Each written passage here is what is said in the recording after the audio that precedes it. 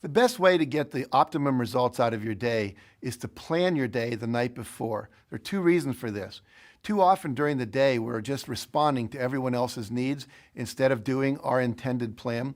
So if you don't have a plan, you're guaranteed not to be doing what you want to do. You'll be responding to other people. The second reason for planning your day the night before is you can rationally decide what you're going to do at what time of the day. Too often people just work from a to-do list. What you want is to schedule exactly what you're going to do at what time. Schedule how long you think it's going to take. And by doing it the night before, here's the payoff. All night long, your unconscious and subconscious mind is going to be working on how to make that happen. It's going to be coming up with creative ideas, pulling information from your past memory into the present so you can utilize it, and literally planning your perfect day. It's like having an employee working for you all night long. If you do it in the morning, you don't get that benefit. And then start to work your plan. Plan your life, work your plan. You're going to be very, very successful. Find something. Find a thing that you genuinely enjoy, because getting good at things you genuinely enjoy is extremely beneficial for young people, because it lets you know that, like, everybody thinks they're a loser. Every young person thinks they're a loser. At least a young person in the situation I was at. Like, I didn't know I wasn't a loser until I started winning, until I started doing martial arts. Martial arts taught me that, like, I could get better at stuff. That I wasn't really a loser. I just was someone who was, like, in a fucked up situation. But you could channel all that energy that you have as a young person into something and get better at it. And then all of a sudden people admired me.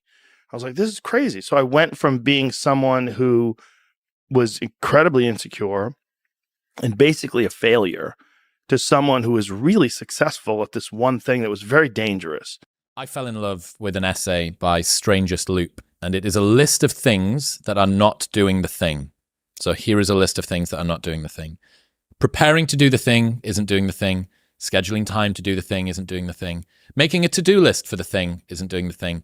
Telling people you're going to do the thing isn't doing the thing. Messaging friends who may or may not be doing the thing isn't doing the thing. Writing a banger tweet about how you're going to do the thing isn't doing the thing. Hating on yourself for not doing the thing isn't doing the thing. Hating on other people who have done the thing isn't doing the thing. Hating on the obstacles in the way of you doing the thing isn't doing the thing. Fantasizing about all of the adoration you'll receive once you do the thing isn't doing the thing. Reading about how to do the thing isn't doing the thing. Reading about how other people did the thing isn't doing the thing. Reading this essay isn't doing the thing. The only thing that is doing the thing is doing the thing.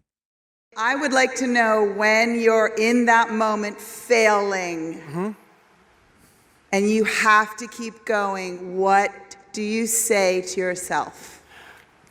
What if? A lot of times I'll be in a 200-mile run or something like that, and I'm all jacked up. Body's broken, mind's broken, spirit's broken. I start to say, what if I can pull this off? When I first walked into the Navy SEAL recruiter's office, he looked at me and said, there's only been 35 African Americans in 70 years make it through. You know what I said to myself? What if I can be the 36th? It's the what if I can pull off a fucking miracle. What if I can become someone that no one thinks I can be? Job offers will come to you. Money will come to you if you have this kind of inner strength, this kind of inner power that I think is the ideal for young men today in the world.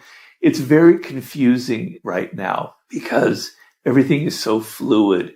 And we're all supposed to think that there's no such thing as masculinity anymore, that it's toxic. But real masculinity, that real kind of strength that I'm talking about, is not toxic at all. It is not out there to hurt people. It's not out there to dominate, to be aggressive, to push people around. It's all about an inner strength, an inner confidence that you radiate outward. And that's a beautiful, beautiful thing. And I advocate making that your ideal and making that the kind of the radar that guides you through these very difficult times. Getting over failure and finding success begins with taking 100% responsibility for your life. You have to give up your excuses and victim stories. You have to drop all the reasons you can't succeed or haven't succeeded so far. I know it's a challenge, but if you want to get ahead, you have to take complete responsibility for everything you experience in your life. When we have setbacks, we get sidetracked with blame and excuses, and we give away the power of personal responsibility. You can change that. When something doesn't turn out, you can ask yourself, how did I create that situation? What did I say or not say? How did I get the other person to act that way? You may think you can't control other people's actions, and you're right. You can't. But we have a part in everything that happens. What if you hear that people have said something bad about you? Maybe it isn't even true, but you can think back and see your part in it.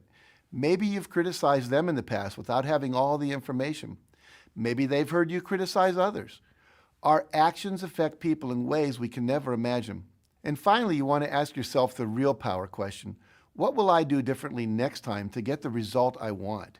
It's great to know what you did to contribute to your own difficulties, but it's pretty useless if you don't put that knowledge to work. Let it help you. Let it move you forward. After watching that film, I come to understand if I could work that hard every day,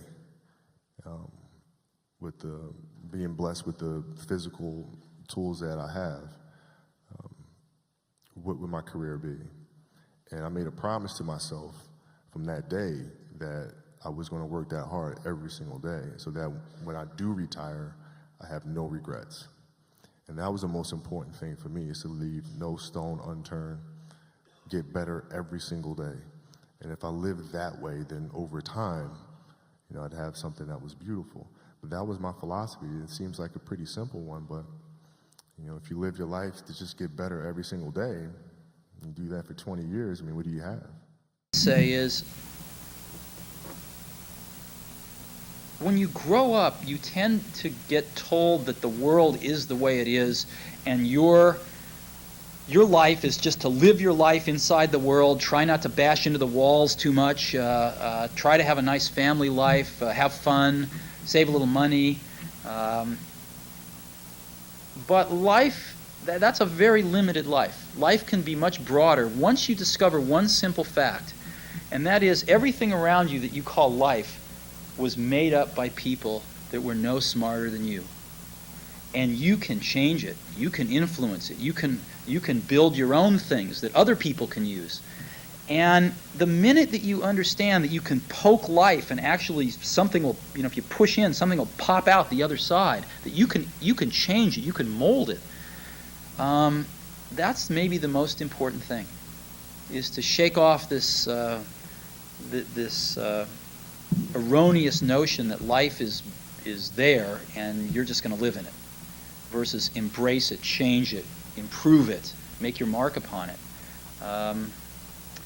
I think that's very important. And however you learn that, once you learn it, you'll want to change life and make it better, because it's kind of messed up in a lot of ways. Once you learn that, you'll never be the same again. Make that kind of big decision. And, I'd already talked to my wife about this, and she was very supportive and said, look, you can count me in 100%, whatever you want to do. It's true. She had married this kind of, fairly stable guy in a stable career path, and now he wanted to go do this crazy thing, but she was 100% supportive. So it really was a decision that I had to make for myself. And the framework I found, which made the decision incredibly easy, was what I called, which only a nerd would call, a regret minimization framework. So I wanted to project myself forward to age 80 and say, okay, now I'm looking back on my life. I want to have minimized the number of regrets I have.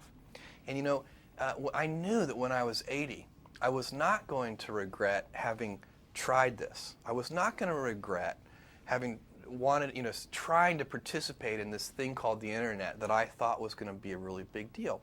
I knew that if I failed, I wouldn't regret that. But I knew the one thing I might regret is not ever having tried. And I knew that that would haunt me every day. And so when I thought about it that way, it was an incredibly easy decision. And I think that's a very good, it's if you can project yourself out to age 80 and sort of think, what will I think at that time? It gets you away from some of the daily pieces of confusion. I left this Wall Street firm in the middle of the year. When you do that, you walk away from your annual bonus. And that's the kind of thing that in the short term can confuse you. But if you think about the long term, then you can really make good life decisions that you won't regret later.